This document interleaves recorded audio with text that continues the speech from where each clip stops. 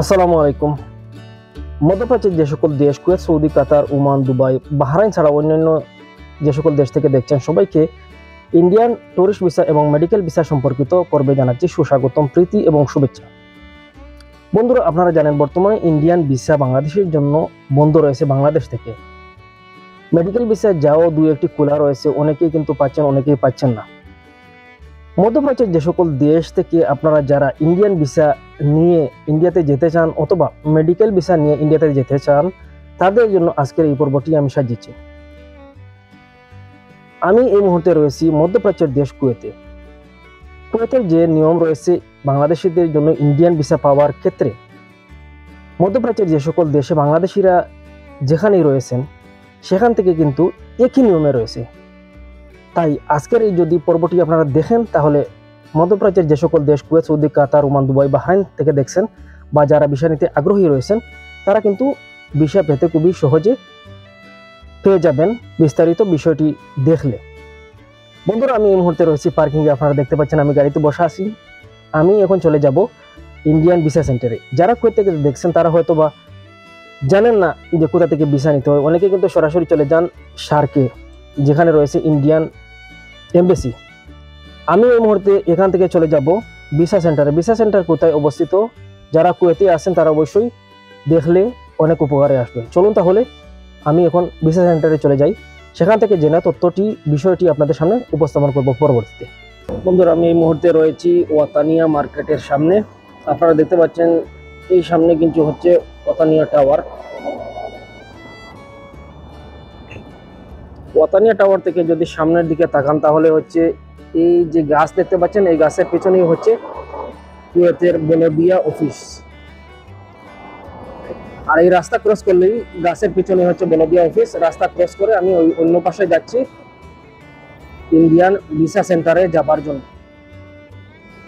বন্ধুরা, এই সামনেই হচ্ছে কিন্তু কুয়েতের বলদিয়া অফিস। আমি একটি রাস্তা ক্রস করে এসেছি এবং আরেকটি রাস্তা ক্রস করেই কিন্তু সোজা পশ্চিম দিকে চলে যাব ওই রাস্তার দিকে।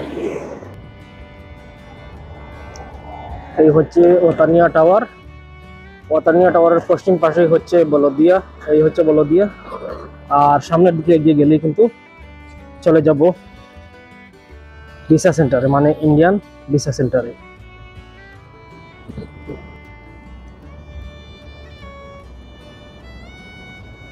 আমি সামনের দিকে এগিয়ে যাচ্ছি। আপনারা দেখতে পাচ্ছেন ডান দিকে একটি মার্কেট রয়েছে, বাম দিকে কিন্তু রয়েছে বলদিয়ার সীমানা এবং পার্কিং রয়েছে, আপনারা দেখতে পাচ্ছেন।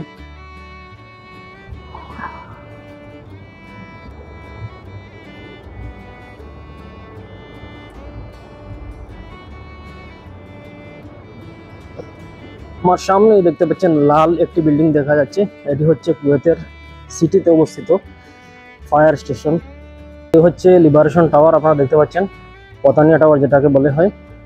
তারপরে এটি হচ্ছে বলদিয়া এবং সামনের দিকে হচ্ছে ফায়ার স্টেশন। আমি হাতের ডান দিকে এই দিকে প্রবেশ করতেছি। একটি গলি রয়েছে, গলির দিকে প্রবেশ করতেছি। সামনে যে বড় একটি বিল্ডিং দেখা যাচ্ছে, এটাতে কিন্তু পার্কিং রয়েছে, পার্কিং করে মানুষ গাড়ি। আমি গলি থেকে বের হয়ে বাম দিকে মোড় নিলেই কিন্তু দেখা যাচ্ছে বড় একটি বিল্ডিং ব্লু কালারের। এটি হচ্ছে ইন্ডিয়া ভিসা সেন্টার।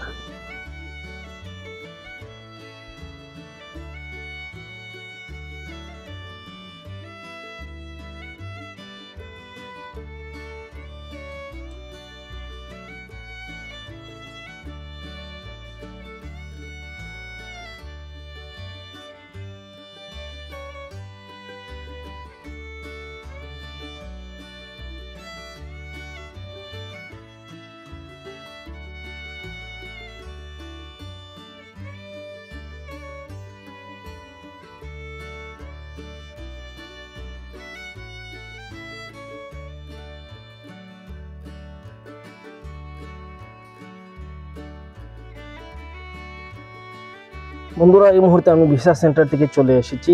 আপনারা অবশ্যই দেখেছেন যে বিল্ডিংয়ে ভিসা দেওয়া হয়, সেই বিল্ডিংয়ে কিন্তু 3 তলায় রয়েছে ইন্ডিয়ান ভিসা সেন্টার অফিস। আসলে যে খবরগুলো জেনে এসেছি, ইচ্ছে ছিল আপনাদেরকে সরাসরি কিন্তু দেখানোর। আপনারা জানেন সেখানে কিন্তু ইন্ডিয়ান এমবাসি বা ভিসা সেন্টার, সেখানে কিন্তু ভিডিও করা সম্ভব নয়। তাই আমি যে তথ্যগুলো জেনে এসেছি আশা করছি আপনাদের সামনে উপস্থাপন করলে, যে তথ্যগুলো জেনে এসেছি আপনারা শুনলে কিন্তু হতাশ হবেন। এই যেন ইন্ডিয়ান ভিসা নয়, ইউকে বা ইউএস এর ভিসার মতো নিয়ম করা হয়েছে। আমি অবশ্যই গত বছর ঠিক আজকের তারিখে কিন্তু ইন্ডিয়াতে ছিলাম। গত অক্টোবরের 2 তারিখে গিয়েছিলাম ইন্ডিয়াতে খেলা দেখার জন্য, বিশ্বকাপ ক্রিকেট। আপনারা চাইলে আমাদের চ্যানেলটি ভিজিট করলে দেখে নিতে পারেন যে ইন্ডিয়ান দিল্লি ভ্রমণ পরামর্শ, তাজমহল, তারপরে রয়েছে হিমাচল প্রদেশ, বিভিন্ন জায়গায় ঘুরিয়েছি, সেগুলো কিন্তু ভিডিও আমার চ্যানেলে রয়েছে। যাই হোক, আমি এই মুহূর্তে কিন্তু আরও একটি পার্কিংয়ে রয়েছি। সেখান থেকে গিয়েছিলাম এবং অফিস থেকে কিন্তু তথ্য জেনে এখন আরেকটি পার্কিং রয়েছি। আমার আসলে গরিব মানুষ, অফিস নেই, গাড়িতে বসেই আপনাদেরকে তথ্যটি জানিয়ে দিচ্ছি। আসলে মূলত হচ্ছে তথ্যটি জানার বিষয়, আপনারা যদি জানেন তাহলে আপনাদের উপকারেই আসবে। সেই ক্ষেত্রে কিন্তু আমি এখন শুরু করছি তথ্যগুলো কি লাগবে ভিসার ক্ষেত্রে, ট্যুরিস্ট ভিসা এবং মেডিকেল ভিসার জন্য। যাদের আকামা মানে রেসিডেন্সি রয়েছে মিডল ইস্টে বা মধ্যপ্রাচ্যের যে কোনো দেশে কোম্পানিতে, তাদের ক্ষেত্রেই আমি এখন বলছি। প্রথমে বলছি ট্যুরিস্ট ভিসার ক্ষেত্রে 1 নম্বর হচ্ছে পাসপোর্টের মেয়াদ অবশ্যই 6 মাসের উপর থাকতে হবে। 2 নম্বর হচ্ছে ইন্ডিয়ান ভিসার ক্ষেত্রে কিন্তু 2টি ফটো লাগে, সেটি অবশ্যই কিন্তু পাসপোর্ট সাইজের নয়। আপনি যদি স্টুডিওতে যান সেখানে গিয়ে বললে তারা অবশ্যই করে দিবে ব্যাকগ্রাউন্ড হোয়াইট। 3 নম্বর হচ্ছে আপনার যে দেশে আছেন সেই দেশের সিভিল আইডি কপি। 4 নম্বর হচ্ছে স্যালারি সার্টিফিকেট। আপনি অবশ্যই মধ্যপ্রাচ্যের যে সকল দেশে রয়েছেন সেখানে কিন্তু আরবিতে বেশিরভাগ করে, আপনি আরবিতে যেটা আছে সেটাকে নিয়ে ইংলিশে করে নিয়ে আবার তাদের কাছে নিয়ে গেলে তারা ইংলিশটা রেখে দিবে এবং আরবিটা আপনাকে রিটার্ন দিয়ে দিবে। 5 নম্বরে হচ্ছে কুয়েত টু ইন্ডিয়া অথবা সৌদি, যে দেশে আপনি মধ্যপ্রাচ্যে থাকেন না কেন সেখানে যাওয়া আসার এয়ার টিকিট। 6 নম্বর হচ্ছে হোটেল বুকিং। 7 নম্বর হচ্ছে যারা খাদেম আকামা রয়েছেন, হাউস ড্রাইভার বা হাউসে কাজ করেন, তারা যদি যেতে চান তাহলে অবশ্যই আপনাদের কফিলের পারমিশন লাগবে। এখন মেডিকেল ভিসার বিষয়ে আসি।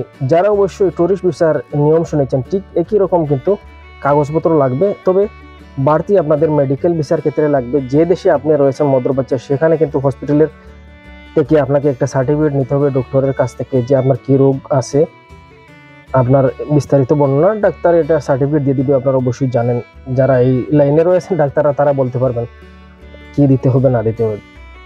পরবর্তীতে হচ্ছে আপনারা অবশ্যই ইন্ডিয়া থেকে যে হসপিটালে গিয়ে চিকিৎসা করাবেন সেখান থেকে ইমেল নিয়ে আসতে হবে যে আপনার অ্যাপয়েন্টমেন্ট আছে, সেখানে গিয়ে আপনি চিকিৎসা করাবেন। এখন কিন্তু আগে নিয়ম ছিল 1 বছর আগে যে আপনারা চাইলেই কিন্তু এখান থেকে কোন পোর্টে যাবেন, বাংলাদেশে গিয়ে যেতে পারবেন কিনা, সেটা কিন্তু কিছুটা পরিবর্তন হয়েছে। তবে আমি জিজ্ঞেস করেছিলাম আমরা যদি এখান থেকে সরাসরি না গিয়ে বাংলাদেশে গিয়ে বাই রোডে যেতে চাই তাহলে সেক্ষেত্রে কি করতে হবে। ওনারা বলেছেন বাইকে রোডে যদি যেতে হয় বা যেতে চাই তাহলে এখানে বলতে হবে এবং শুধুমাত্র এখানে ইন্ডিয়ার হোটেল বুকিং দেখাতে হবে, প্লাস আপনার বাংলাদেশের সিভিল আইডি কপি এটা অবশ্যই দিতে হবে। এটা আগেও কিন্তু টুরিস্ট ভিসার ক্ষেত্রে বা যারা বাই রোডে বাংলাদেশ থেকে যেতে চান তারা অবশ্যই বাংলাদেশের সিভিল আইডি কপি, যাদের সিভিল আইডি নেই তারা কিন্তু জন্ম নিবন্ধন কপি অবশ্যই সাথে দিতে হবে। এই হচ্ছে বিস্তারিত। বর্তমানে কিন্তু আপনারা জানেন যে ইন্ডিয়ান ভিসার বিষয়াদি জানতে পারলেন। যদি কেউ ইন্ডিয়াতে যেতে না চান তাহলে আপনারা নেপালে যেতে পারেন। নেপালে কিন্তু অনেক সহজ পদ্ধতি রয়েছে, সহজে যেতে পারবেন।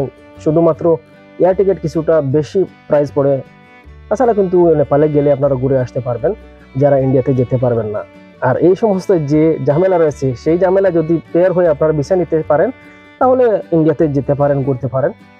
তো দর্শক বন্ধুরা, আপনাদের জন্য কিন্তু আমি গিয়েছিলাম ভিসা সেন্টারে নতুন তথ্য আপনাদেরকে জানানোর জন্য। যদি আপনাদের কোনো উপকারে আসে বা আমাদের চ্যানেলের ভিডিওগুলো আপনাদের ভালো লাগে তাহলে অবশ্যই আমাদের চ্যানেলটি ভিজিট করবেন। আর যদি নতুন ভিডিও পেতে চান তাহলে অবশ্যই আমাদের চ্যানেলটি সাবস্ক্রাইব করে পাশে থাকবেন। আজকে এখান থেকে বিদায় নিচ্ছি। সবাই ভালো থাকুন, সুস্থ থাকুন, নিরাপদ থাকুন। ধন্যবাদ সবাইকে। আসসালামু আলাইকুম রহমতুল্লাহি ওয়া বারাকাতুহু।